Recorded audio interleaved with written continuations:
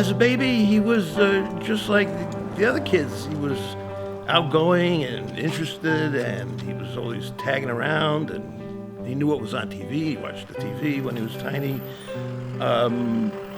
He seemed normal in every way up until about 17 or 18 months when his not standing became apparent.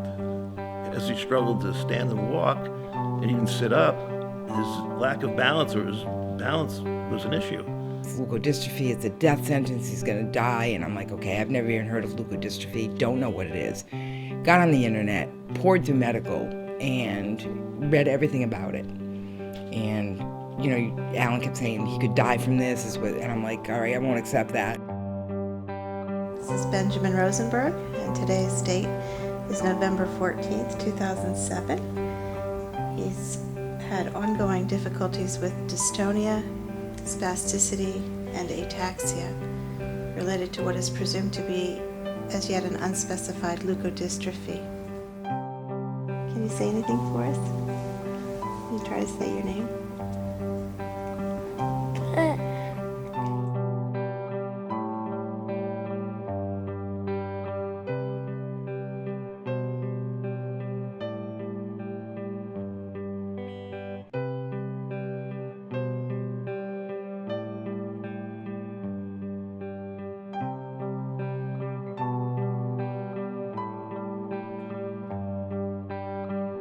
I don't think he knew he was different. I mean, I can remember him, just going all over the house and falling down and just keeping on going. And he didn't feel special about himself except, like in the good ways, that, he was a happy, outgoing kid that way.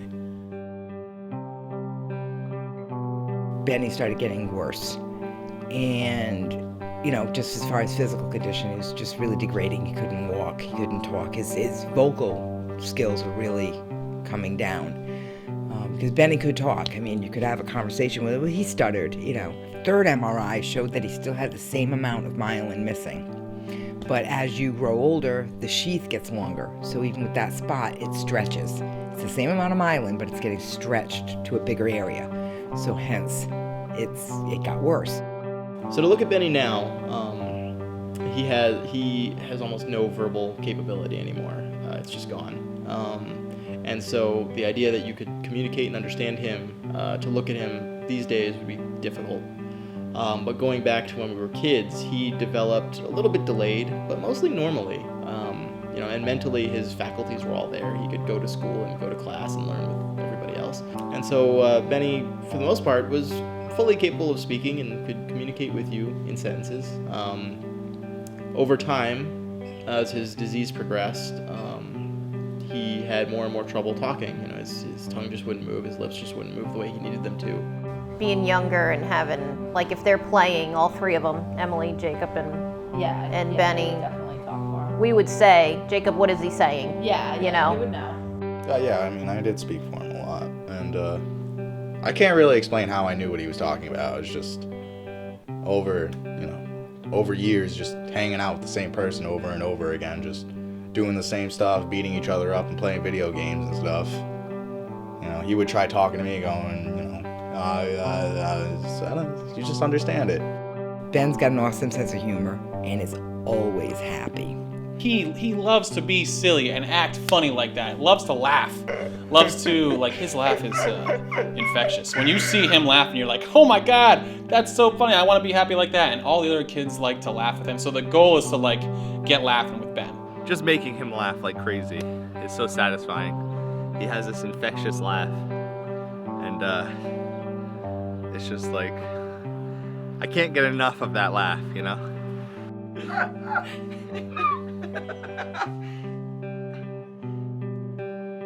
Breathe! Breathe! You must breathe, child! And he gets the adult humor. A lot of people are like, oh, no, Benny knows what's going on. Don't think Benny doesn't. Benny will look at you and say, you have no clue as to what's going on.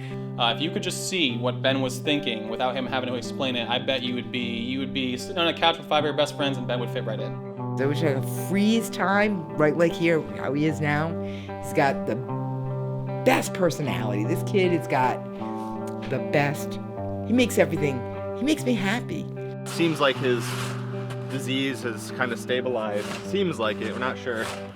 But at least we'll be getting him therapies and communication devices that'll be more useful for him.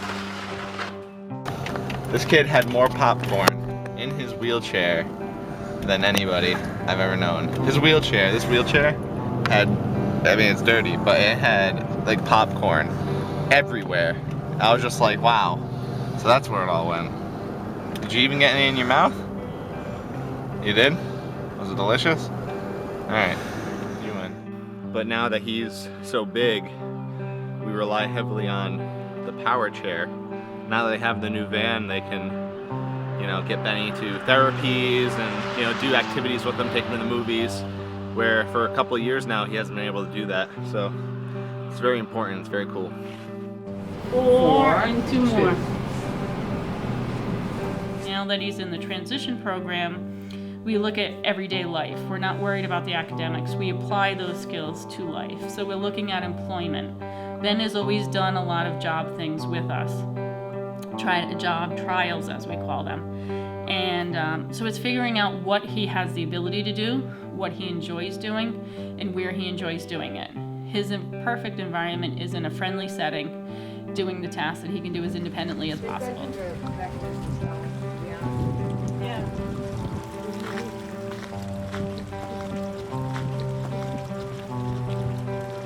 The world is so much bigger than just his world that he has right now, and then hopefully have him grab a piece of it and say, this is what I want to do, this is where I want to be, and continue to grow, you know, like that's all we can ask for.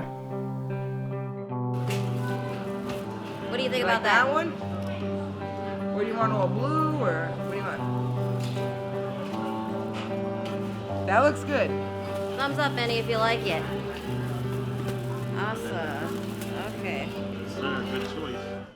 Benny wants to do things. Benny is, you know, he's just a great kid. So he's got, so we're gonna try and think of a better way for him to communicate. Another device, something that's a little bit better for him. Because right now, you know, the Dynavox is great for an educational setting, but he's gonna be going out in the real world. And we need something that's gonna be a little bit easier for him to communicate with. If Ben was so inclined, he could live in a digital world where everything is done for him, you know, that a normal person would do, you know, by machines, by, you know, servos, by different things. Ben could have that if that's what he wants, if he's motivated. He wants to work and he's able to. I want him to have that opportunity. He wants to meet someone and fall in love and get married someday. I want him to have that kind of a chance, even if it means he can, if he's even able to have kids that he wants to.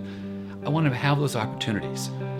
He's looking forward to going to Vegas. I'm sure he's looking forward to going to Vegas. So that's good. That's a change of atmosphere and scene, and so that's good because now he's got a world opening up to him where he can be and go, and that's going to be great. You gonna miss me?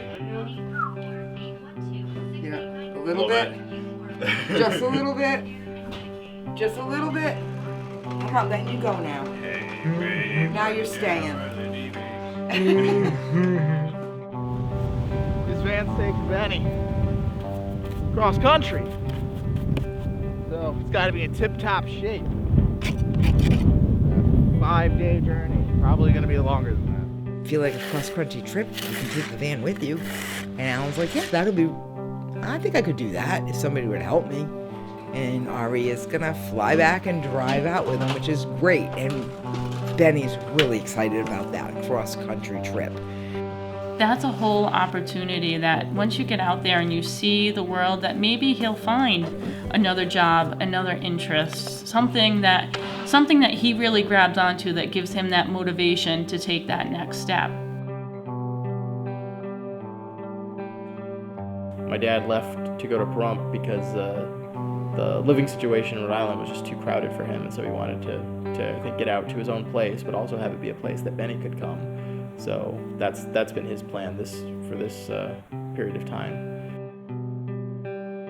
By the time you get back, and there's the work, orange lines. So the new house is going to fill in these orange areas. This house could also be a place where a person takes care of him easily, if that's what he wants, to be taken care of. I mean, or if that's the most he can do. A lot of the things I'm putting in this house, he may never use. He may never be able to use the dishwasher, but it's usable. It's at his level now. It's got a door he can use.